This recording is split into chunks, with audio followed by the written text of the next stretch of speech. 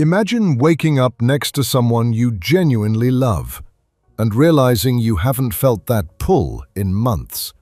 Not because you don't care, not because you're not attracted, not because your relationship is broken. It's subtler than that. You're tired in a way sleep doesn't fix. Your head is full, even when the house is quiet. Your body feels like it's carrying invisible weight. And somewhere along the way, desire didn't die dramatically, it just faded. For men, it can feel like your body stopped responding to your own mind. For women, it can feel like your mind wants closeness, but your body won't follow. And for both, it can come with shame, silence, and that scary thought you don't say out loud. Is this just who I am now? Today, we're going to pull libido out of the dark and explain it like adults. No cringe, no hype, no miracle promises.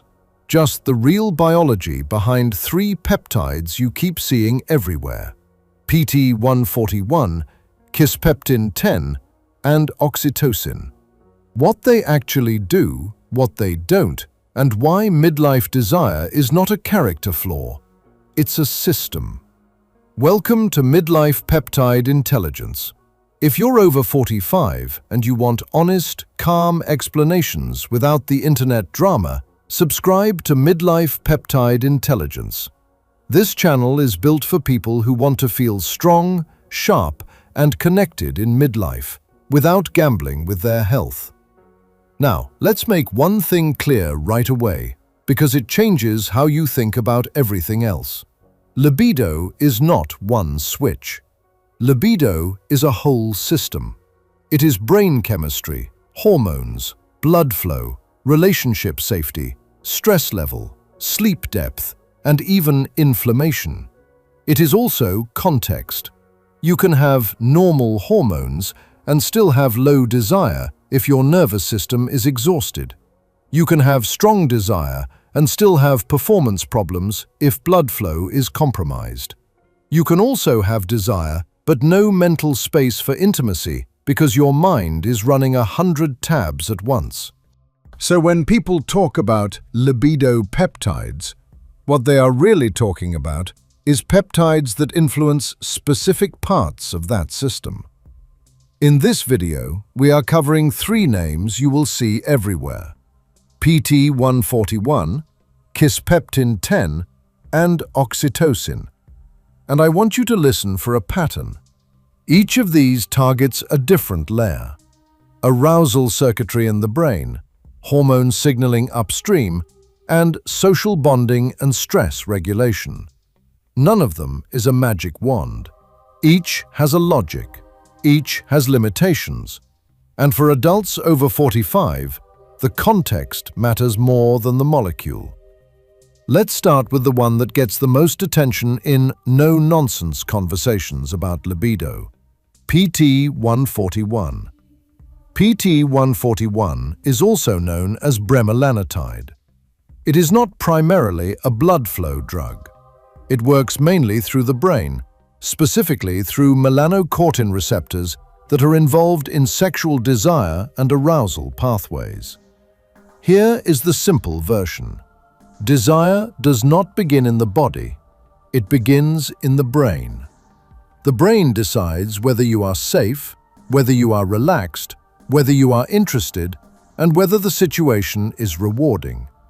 When the brain is stressed, anxious, depressed, sleep-deprived, or emotionally disconnected, desire often drops even if everything else looks fine on paper. PT141 is discussed because it can influence central nervous system pathways associated with sexual motivation and arousal. That is why you will sometimes hear people describe it as something that can turn the lights back on mentally, at least temporarily. There is also clinical relevance here. Bremelanotide has been approved in some contexts for hypoactive sexual desire disorder in premenopausal women. That does not automatically mean it is appropriate for everyone, especially midlife men or postmenopausal women. and it does not mean it should be used casually. But it does mean this is not purely internet fantasy. There is real pharmacology behind the concept. Now, let's talk about what the internet often leaves out. Because PT-141 works through brain pathways, it can come with side effects that are also brain and body related. People commonly report nausea. Some people report flushing or a feeling of warmth. There can be changes in blood pressure. There can be headaches. And because this is a drug affecting arousal circuitry, it can also feel psychologically intense for some individuals, which is not always pleasant, especially if anxiety is already part of the picture. For adults over 45, the most important question is not, does it work? The most important question is, does it work safely for my body, my cardiovascular risk, my blood pressure, my medications, and my mental health profile? And that brings us to the first grown-up takeaway of this video. If your libido problem is mostly, my mind is never off, I am stressed all the time, I sleep badly, and I am emotionally distant because I am exhausted, then a peptide that pushes arousal signals might not solve the root cause. It might create a temporary moment, but it will not rebuild a nervous system that is chronically overloaded. That rebuild is boring and powerful. Better sleep, stress reduction, daily movement, and for many people, real support for anxiety or depression. PT-141 is a tool that some clinicians may consider in appropriate cases, but it is not a replacement for fixing the conditions that turned libido down in the first place. Now let's move to kisspeptin 10, because this one is often misunderstood. Kisspeptin is part of a hormone signaling system that helps regulate the release of gonadotropin-releasing hormone. That hormone then influences luteinizing hormone and follicle-stimulating hormone, which influence sex hormone production and reproductive function. In other words, kisspeptin sits higher up in the hormonal command chain. When people talk about kisspeptin 10, they are usually talking about a short fragment that is studied for its ability to stimulate parts of that upstream reproductive hormone signaling. Why does this matter for libido? Because for many adults over 45, sex hormones and reproductive signaling can shift. In men, testosterone levels and free testosterone availability can change with age, body fat, sleep, and stress. In women, perimenopause and menopause involve dramatic changes in estrogen, progesterone, and the entire hormonal rhythm that affects mood, sleep, and desire. Hormones are not the only factor in libido, but they are a major contributor to baseline drive for many people. Kisspeptin is interesting because it is not framed as a direct arousal switch. It is framed as a signal that can influence the upstream hormone axis. In some research contexts, kisspeptin has also been explored for effects on sexual and emotional processing in the brain, which makes it even more complex than a simple hormone release story. But here is the adult warning. Upstream hormone signaling is powerful, and powerful systems require medical supervision. This is not like caffeine. If you alter upstream signaling, you can create downstream changes that are not predictable without monitoring. Also, libido in midlife is often not low because the body cannot produce any hormones. It is often low because hormones are being suppressed by sleep debt, chronic stress, metabolic issues, alcohol, certain medications, or relationship strain. In those cases, pushing upstream signals might not create a healthy, stable improvement. It might create fluctuations, and in midlife, stability usually beats intensity. So, the realistic way to understand kisspeptin 10 is this. It is a scientific doorway into hormone regulation, but it is not a casual libido supplement. If you are concerned about hormones, the best first step is blood work, symptom mapping, and an evidence-based plan with a clinician who understands midlife endocrinology. Now let's talk about the one that is most misrepresented online: oxytocin. Oxytocin is often called the love hormone. That nickname is catchy, but it is incomplete. Oxytocin is involved in social bonding, trust, emotional connection, and stress regulation. It can influence how safe you feel with another person. It can influence how connected you feel. And connection is a major part of libido for many adults, especially in long-term relationships where novelty is lower and stress is higher. But oxytocin is not simply more oxytocin equals more love. Human behavior is complicated. In some contexts, oxytocin can increase social salience, meaning it can make social cues feel stronger. Depending on the situation and the person, that can feel warm and bonding, or it can feel intense and uncomfortable. The idea that oxytocin is a guaranteed romance button is a myth. So why do people talk about oxytocin for libido? Because libido is not only about arousal. Libido is also about willingness. It is about emotional availability. It is about feeling safe. It is about not being stuck in stress mode. If you are over 45 and you feel like your desire is blocked, not missing, that is often a nervous system issue. Your body might be in constant alert. Your mind might be overwhelmed. Your relationship might have unresolved friction. In those cases, bonding and stress-calming pathways matter. Oxytocin is discussed because it may influence that layer. But again, the adult lens matters. If you are looking for a molecule to solve a relationship problem, you will be disappointed.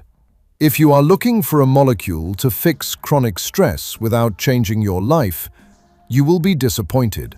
The real power of understanding oxytocin is not take oxytocin.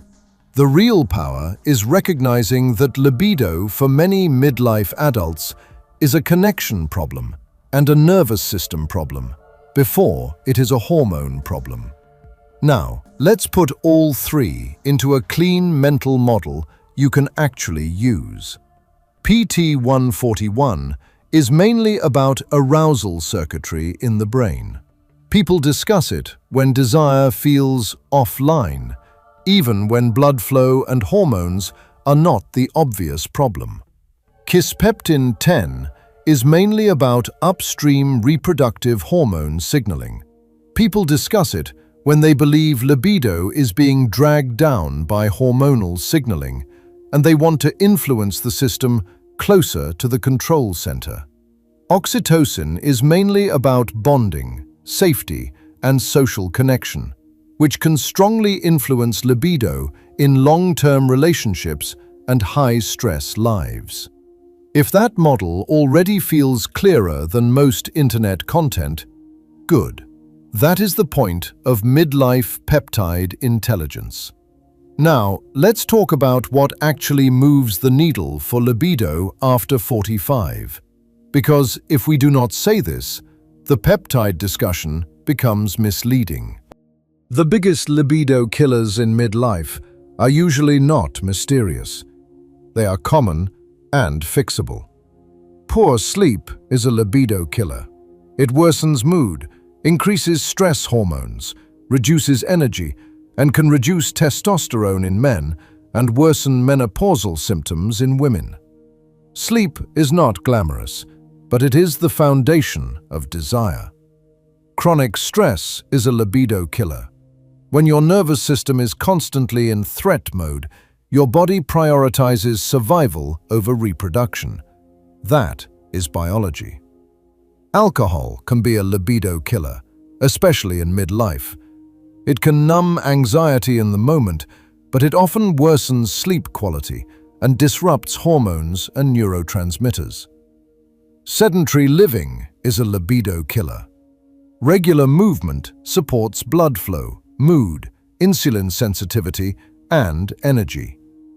Some medications can lower libido, including certain antidepressants and blood pressure medications. That does not mean stop your meds. It means talk with your clinician about options and side effect management. Metabolic health matters. Insulin resistance and cardiovascular risk factors are linked with sexual function in both men and women, partly because blood vessel health matters. Relationship safety matters. Resentment, unresolved conflict, and emotional distance can crush libido, even when hormones are normal. Now, the hard truth. If those factors are the root cause, peptides will not be a long-term solution. They might create a moment, they might create a temporary boost, but the system will drift back to baseline unless you fix the baseline. So here is the responsible way to think about libido peptides in midlife. They are not a first step. They are not a secret shortcut. They are not a substitute for addressing sleep, stress, health markers, and relationship dynamics. They are tools that might be considered in specific cases under medical supervision, with informed consent and a realistic understanding of risks and benefits. And that brings us to safety, because adults over 45 should treat safety like part of performance. If you have cardiovascular disease, uncontrolled blood pressure, significant anxiety, or you are taking medications that affect blood pressure or brain chemistry, you should be extra cautious with anything that alters arousal pathways or autonomic nervous system tone. If you have a history of hormone-sensitive cancers, you should be extremely cautious about anything that influences reproductive hormone signaling without oncology-informed medical supervision. If you have sleep apnea, you should address that before chasing libido hacks, because untreated sleep apnea can wreck hormones, energy, and sexual function while raising cardiovascular risk. This is not fear-mongering. This is midlife intelligence. Now, here is something practical you can do today without buying anything. If your libido feels lower than you want, ask yourself 3 honest questions. Am I sleeping enough and well enough to even have desire? Is my nervous system calm enough for intimacy, or am I running on stress all day? Have I actually ruled out the obvious medical factors with labs and a clinician instead of guessing?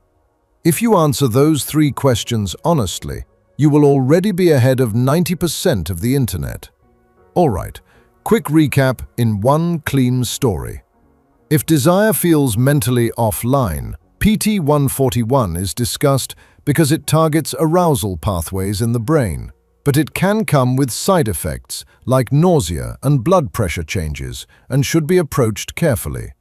If you suspect upstream hormone signaling is a bottleneck, kisspeptin 10 is discussed because it influences reproductive hormone pathways, but upstream systems are powerful and require real medical oversight. If stress and disconnection are the core problem, oxytocin is discussed because it relates to bonding and nervous system tone, but it is not a guaranteed romance switch, and it cannot replace real connection work. That is the no-nonsense map. If this was helpful, subscribe to Midlife Peptide Intelligence for more calm, science-first midlife content. Strong, capable, connected, and informed. I'll see you in the next one.